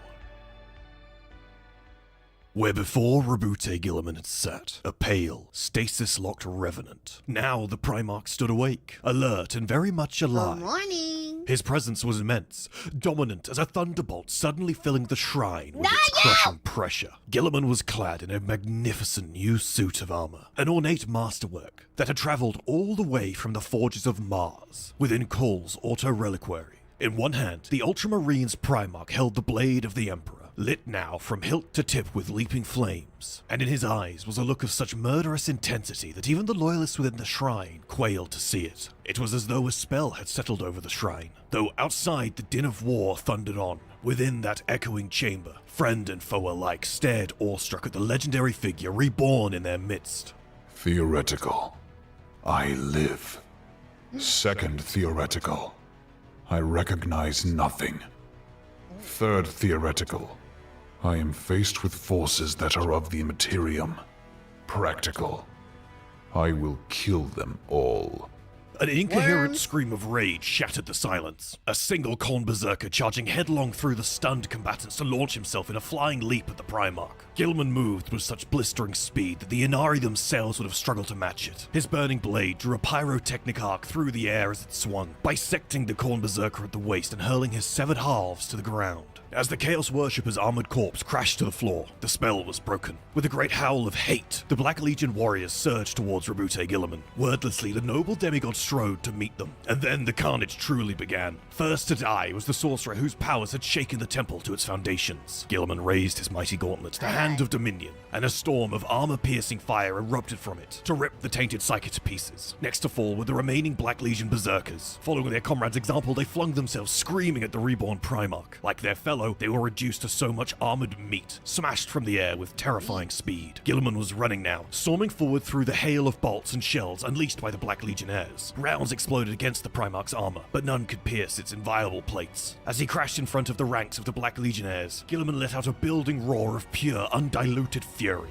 The Primarch's first blow threw a Black Legionnaire high into the air, blood streamed from behind the corpse in a red trail. His second strike smashed a traitor Terminator into a bronze and marble column, with enough force to drive the Chaos Worshipper clean through it, and out the other side. A spiked power fist swung for Gilliman's chest, only to be lopped from its wielder's arm before the blow could land. Gilliman's return swing parted his attacker's head from his shoulders, cauterizing the stump of the traitor's neck as the body crumpled to the floor. On it went, the Primarch moving with such speed that even the heretic's superhuman reactions couldn't save them. None could match Gilliman. None could even come close, and the few opponents that landed lucky blows found their weapons turned aside by the Primarch's masterwork armor. Tigurius released a thunderous barrage of psychic energies, thumping tectonic shockwaves that hurled heretic Astartes from their feet and shattered their armor like porcelain. The Chief Librarian felt Gilliman's gaze upon him then, for just a heartbeat. The Primarch's appraising stare seemed to strip Tigurius down to his soul. Then, Gilliman stormed on through the enemy ranks. With every blow, the Primarch of the Ultramarine sent mutilated corpses tumbling through the air. His expression was graven granite and frozen hate, a mask of vengeful anger that had endured millennia. For Gilliman, his last memory was a desperate battle against a tainted brother, a fraternal contest of godlike strength and barbed, hateful taunts, then poison and pain beyond endurance. Now he found himself in strange surroundings, facing a twisted horde of creatures that were nightmarish parodies of the Adeptus Astartes. Not that his apparent allies struck Gilliman as much more familiar, but he could at least detect who in this vast sepulchre was tainted by chaos and who was not. And for now, that was enough. Gilliman had been thrust into a galaxy that had been devoured by suspicion, stagnation, fanaticism, and decay. After the forces of the Black Legion had been repelled from Macragge, he withdrew into himself, rarely leaving his quarters. The only people allowed to see him were personnel that bore pertinent information to the current state of the Imperium. Much like a man who has lost a loved one and throws himself into work to cope, Roboute found his own coping mechanisms in logistics and data gathering. Compiling knowledge of this awful new galaxy was not the only challenge that faced the recently resurrected Primarch. He also had to come to terms with the fact that the people he loved were no longer a part of it.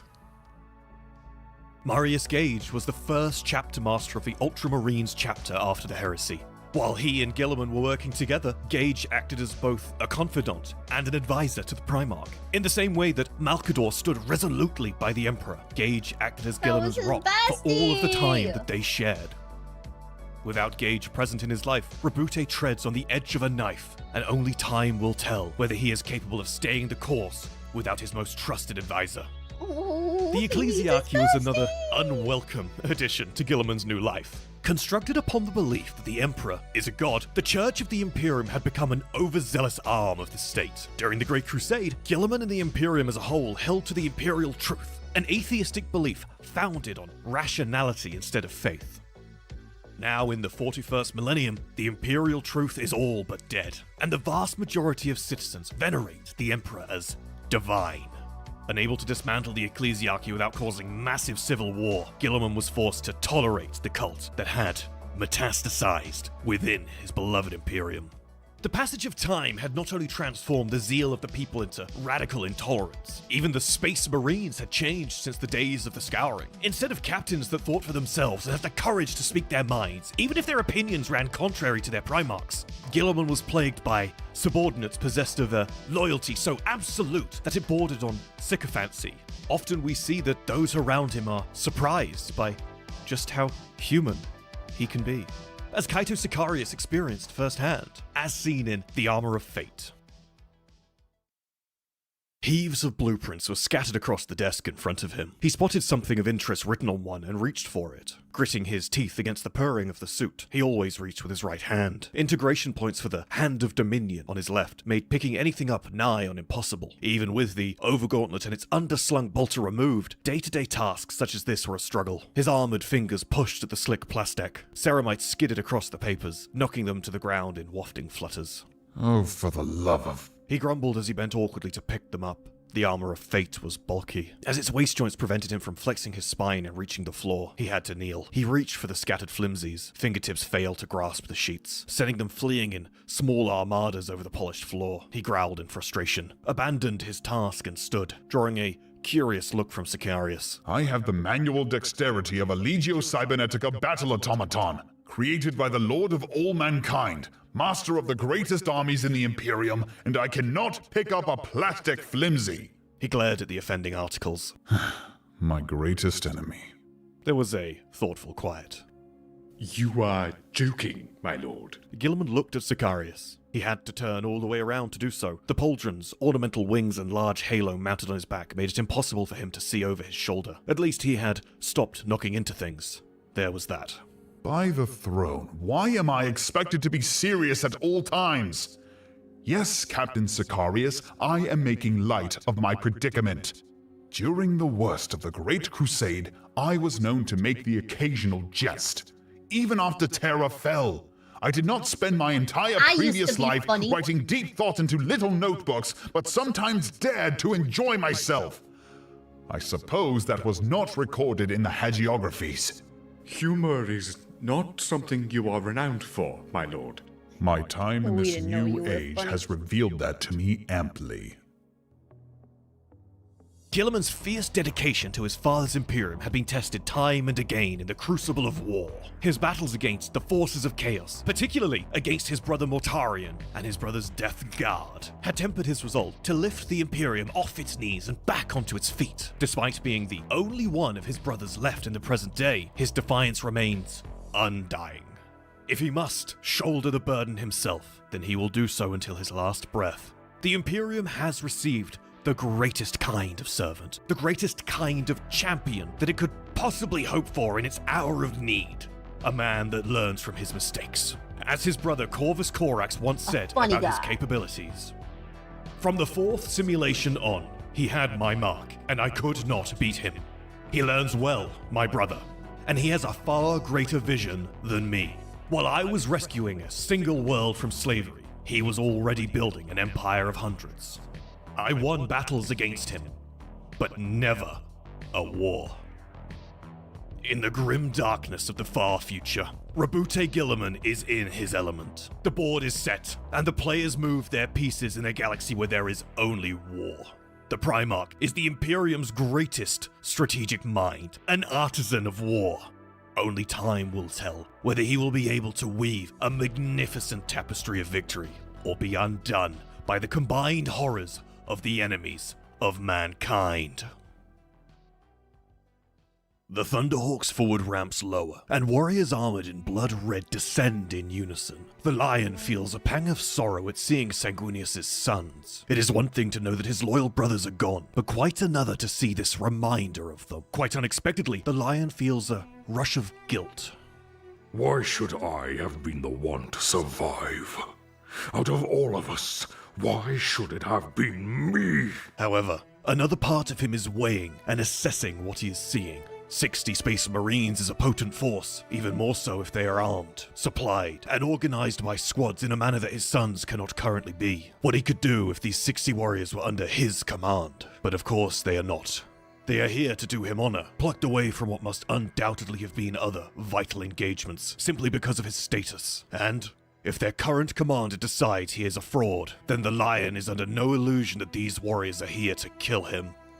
Then, a new group of 10 Space Marines emerge from the central gunship, and between them comes a warrior in incredibly ornate golden plate, with a jump pack Dante! rising from his back, and his face masked. The Lion's eyes fall upon that mask, and rage fills him.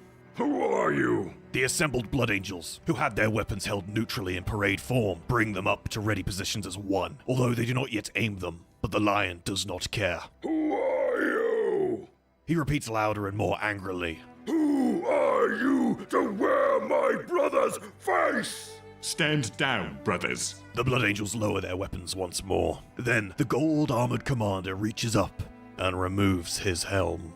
The Lion can see the distant echo of the angel there, but greatly distilled by time. The warrior's hair is long and threaded with silver, and his pale skin is drawn tight Not over his bald, cheekbones, confirmed, Dante, with not faint bald. blue veins visible beneath. For all the power and command this Space Marine radiates, the Lion can tell that he is ancient. I am Dante, commander of the Blood Angels. I greet you, Lionel Johnson, Lord of the Dark Angels and son of the Emperor. The Blood Angels drop to one knee, just as smoothly as their Thunderhawks had landed. The Lion frowns, abruptly feeling as though he has been wrong-footed. You are satisfied with my identity? If you forgive me, Lord, you are older than I expected. But to have so readily and unprompted recognized the face of our Gene Father says much. Besides, I have served the Emperor for over 1,000 years, and I've yet to meet a being with the same bearing as a Primarch. Save for another Primarch. Over 1,000 years. He is ancient indeed. And... wait. Another Primarch? Get up, all of you! Tell me one of my brothers yet lives! My apologies, my Lord Lion. I assumed word had arrived ahead of us.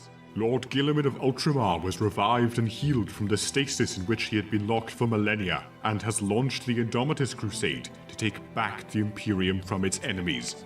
He fought his way through the Great Rift and came to the rescue of my chapter and our blood brothers, and brought reinforcements with him in the form of Primaris Marines, a new breed of warrior developed over 10,000 years. The Lion's thoughts whirl. The Imperium still exists. He is not being denounced as an imposter and plunged into an ugly civil war against his brother's sons. There are other bastions of humanity out there in the galaxy with which he can link up and fight back the darkness. However, one thought rises to the surface above all others. Robute! I am not alone. Oh.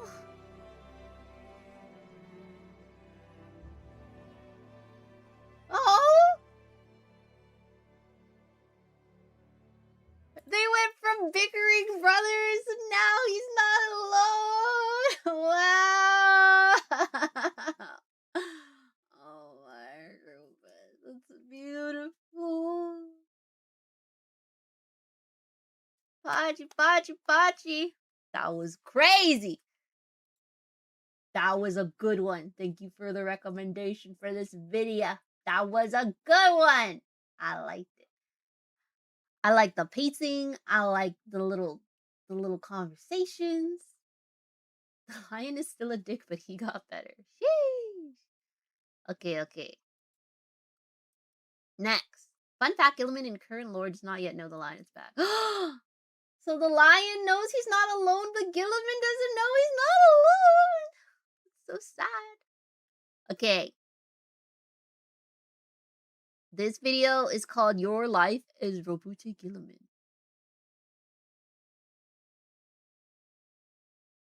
This one was not recommended, but I stumbled upon it and I thought it looked cute. So let's get into it. How is my life as Robute Gilliman? Palace 20. Oh. Turn it up. Late M30, somewhere in a secret gene lab beneath the Imperial Palace, 20 designer babies are being grown in incubation pods. Each one custom built to be humanity's perfect general. 20 babies. This is going well until the Chaos Gods crash the baby shower. They rip open the pods and scatter the Primarchs across the galaxy like the world's most expensive confetti. One pod lands on Macragge, a civilized world in the Eastern Fringe where people actually have functioning sewage systems and don't immediately try to eat strangers. Inside, a baby who's already doing math. The hunters found him and handed him to Consul Connor Gilliman, the planet's co-ruler. Oh, we don't like this guy? We don't like this guy? Hey, you can tell me now. We can skip. We can skip this guy. We can skip this guy. In recent lore, Titus received an astropathic message from the lion, so Gilliman should know soon. Gilliman's gonna know, and they're gonna reunite, and they're gonna hug, and they're gonna hang out, and they're gonna be besties. Yeah. He did send a message to the Ultramarine, and the Ultramarine captain has received it. Said Captain, yes, I know Titus. He received this after Gilliman had left the other corner of the galaxy. Oh, so Titus knows, but Gilliman went real far away. Okay, got it. Okay, we skipped this one. We listen to DQVO. Rise of the Primarch. That means we can fit my Oshi Crab Duck in here. Sheesh!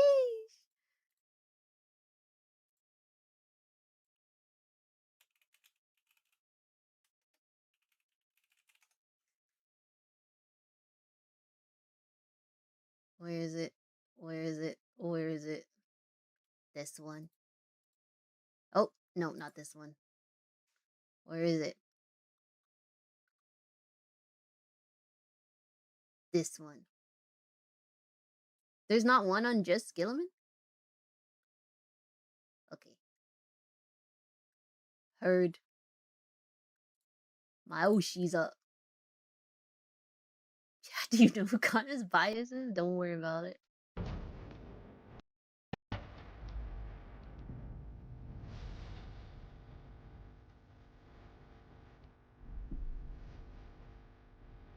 The Inquisitor swore again as she saw Kor hunched spider-like over the controls of his auto-reliquary. The Magus' metallic fingers danced around runic keys, his mechadendrites slithering from one socket port to another, while the Inari and Skitarii stood guard over him. Beside them stood the Ultramarines' chief librarian, warp light glowing from his eyes and weaving around his skull-topped stave. As Greyfax watched, several frothing berserkers charged at Togurius. The librarian barked a sting of syllables that caused the corn worshippers to implode in a crumpled mass of flesh and metal. Greyfax's Sioculum burbled confused readings as the life energies of the three berserkers left their bodies, but did not vanish altogether.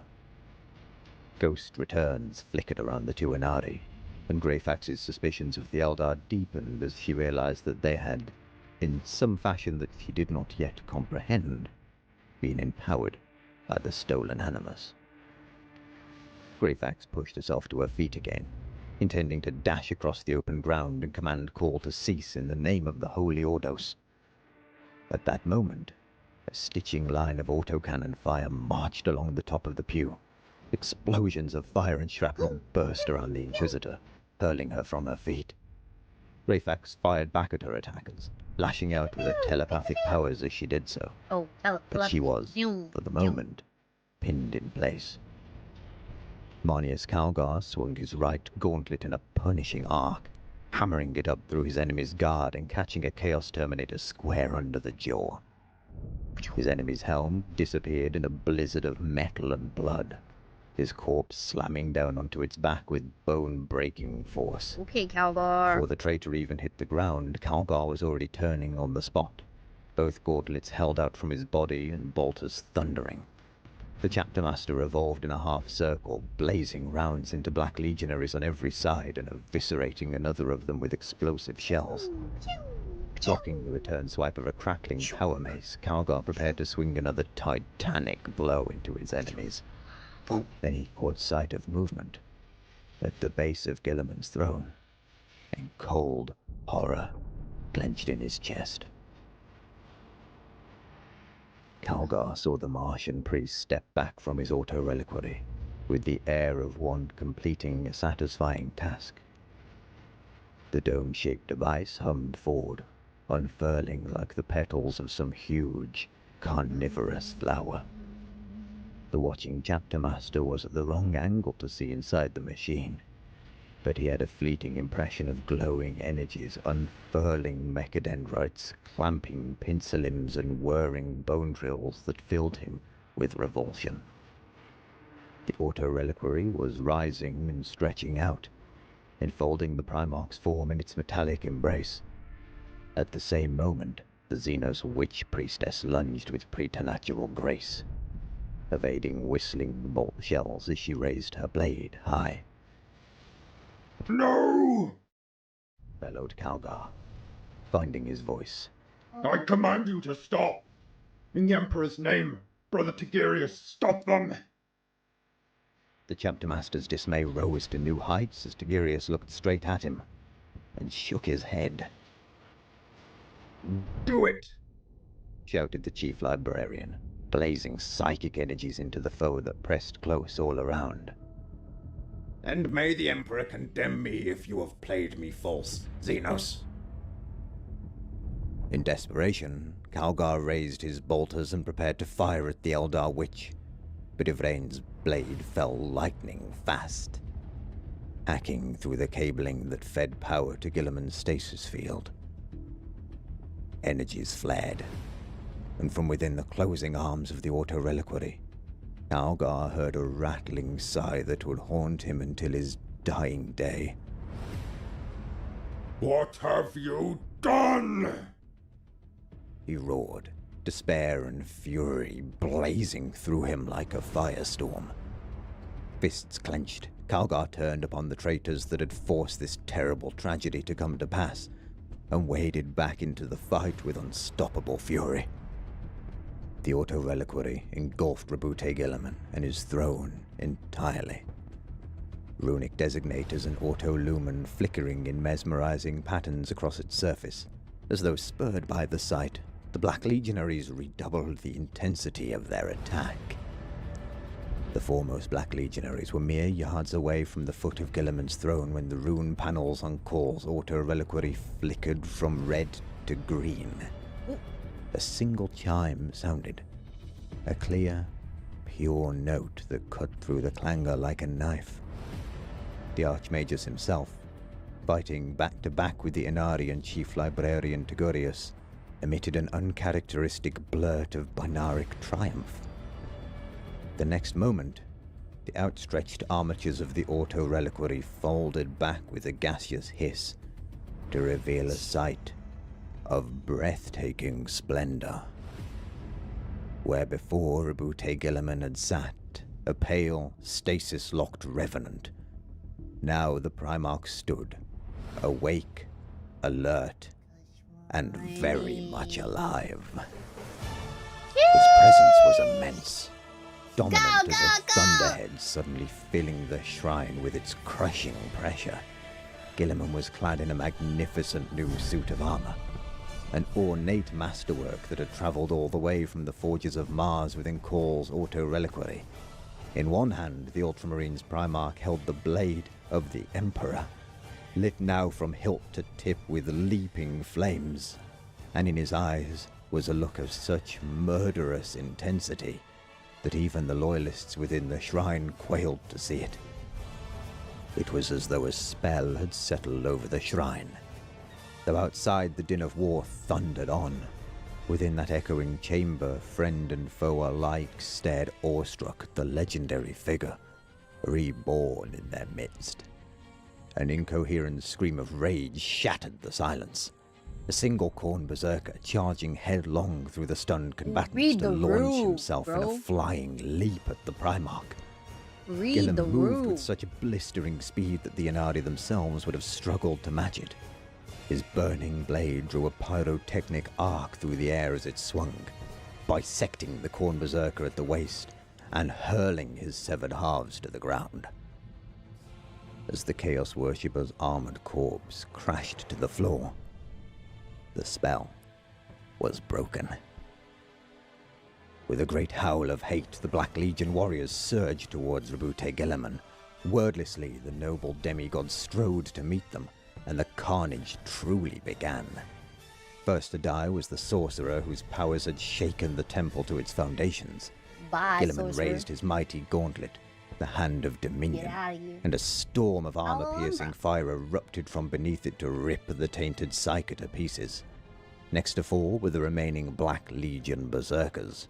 Following their comrades' example, they flung themselves screaming at the reborn Primarch.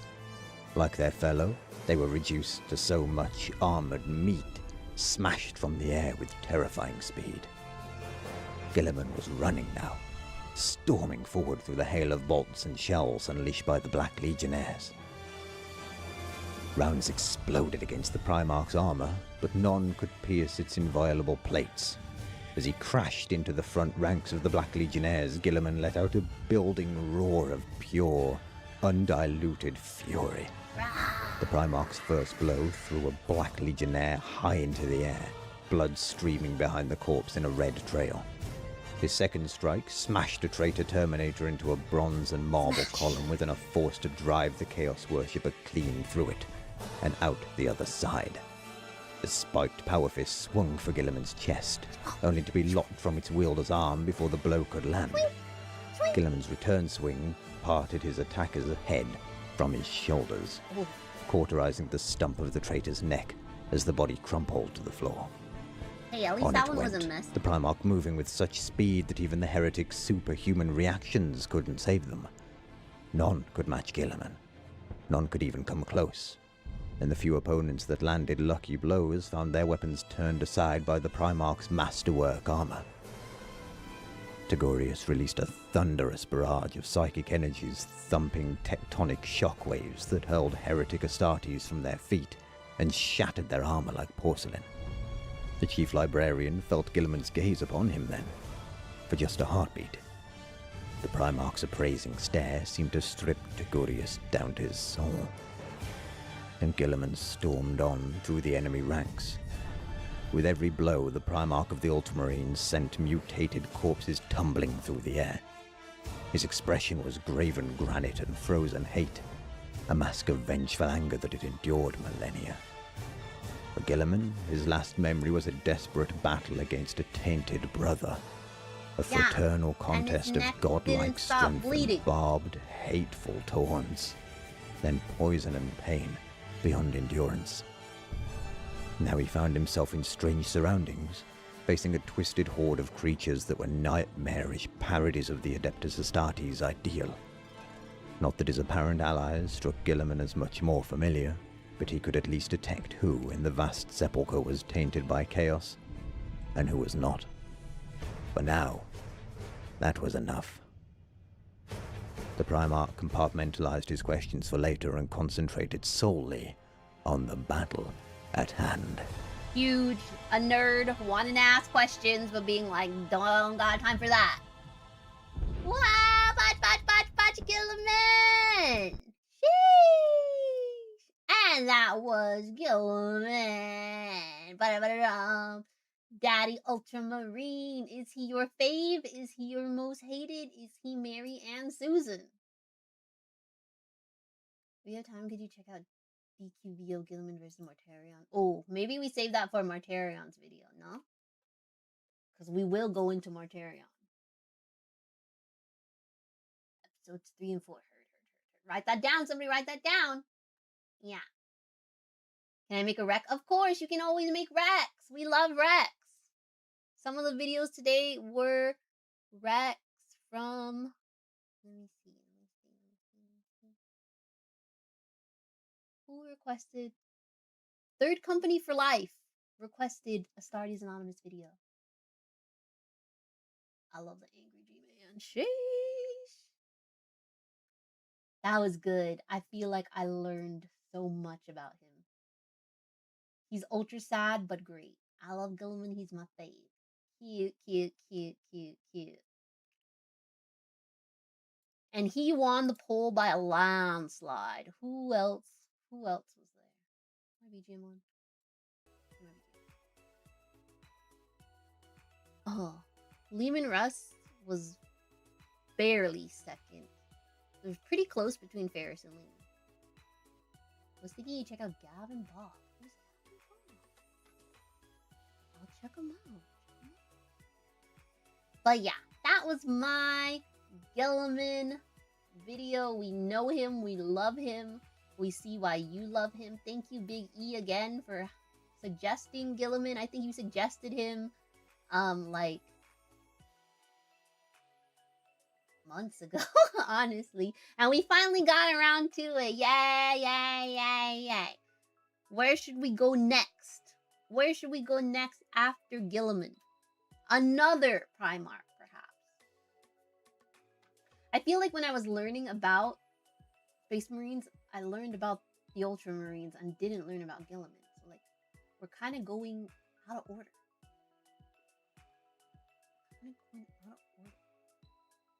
13 for the win. 17 for the win. Who are the Primarchs that I have reacted to? Let us look.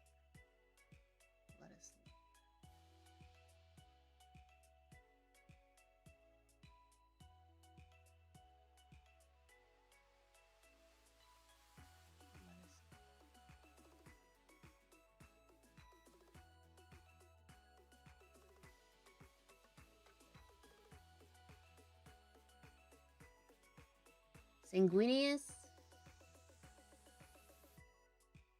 Vulcan, and Guilliman. Yeah, it's only been Sanguinius, Vulcan, and Guilliman. Vulcan is in the salamander video. Looking, making sure I'm not lying to you. Yeah, we learned about Vulcan, and then we learned, yeah. Vulcan, Sanguinius, and Gilliman are the only Primarchs we reacted to. Curse is crazy! Peter Turbo, Perturable's my favorite. He's coming back. Okay, Perturabo. We'll keep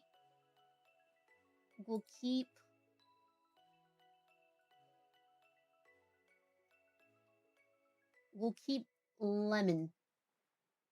We'll keep Lemon. We'll make it Perturabo versus Lemon, since Lemon was second place. There's a guy who's obsessed with the salamanders. I love me a salamander. I love me a shark.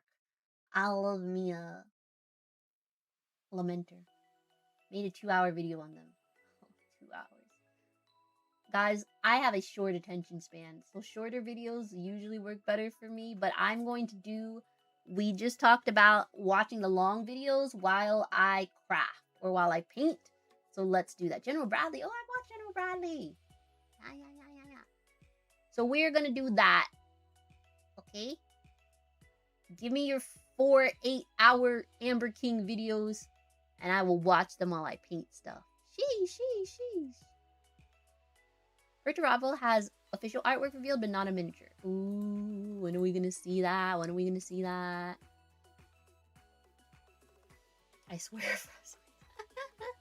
Hey, I didn't know Gilliman was gonna win. Gilliman was like on, or at least the Ultramarines were on a lot of polls, and they like never won because Biggie was suggesting them for the longest time. Anyways.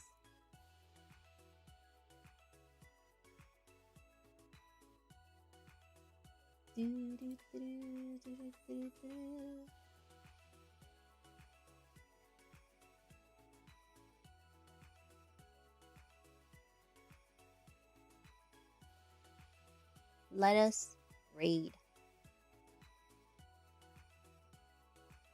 Ultramarine successors are either carbon copies or unhinged.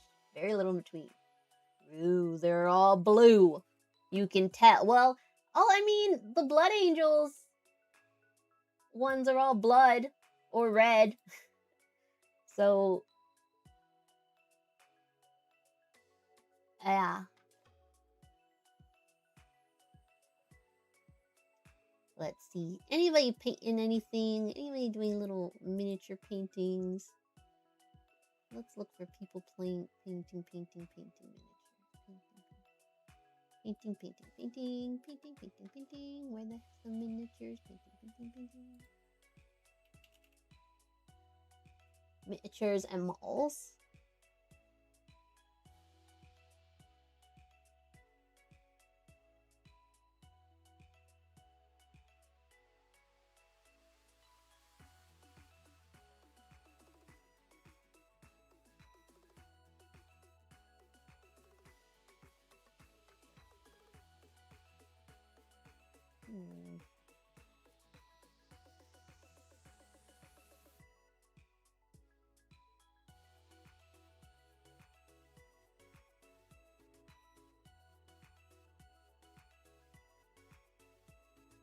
What are we building here? I see someone building Space Marines. Let's get it.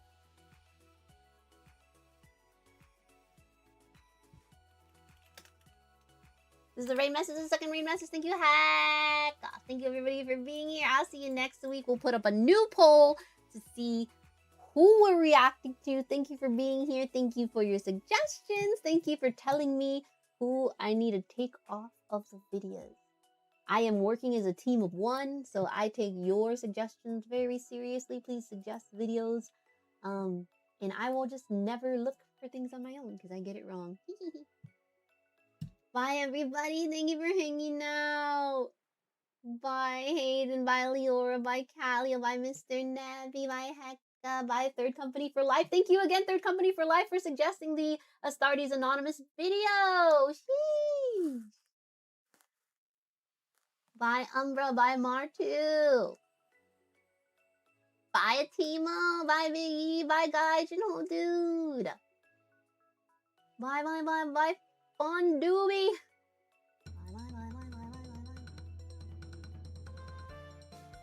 Oh, and thank you, YouTube, for 3,000 followers on YouTube.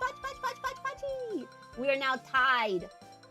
YouTube and Twitch have the same amount of followers. She. Thank you for the resub, and you man. Welcome, new fishies. No. When's the next time Space Marine 2? Oh, I do want to play that. Let's go play that too, okay?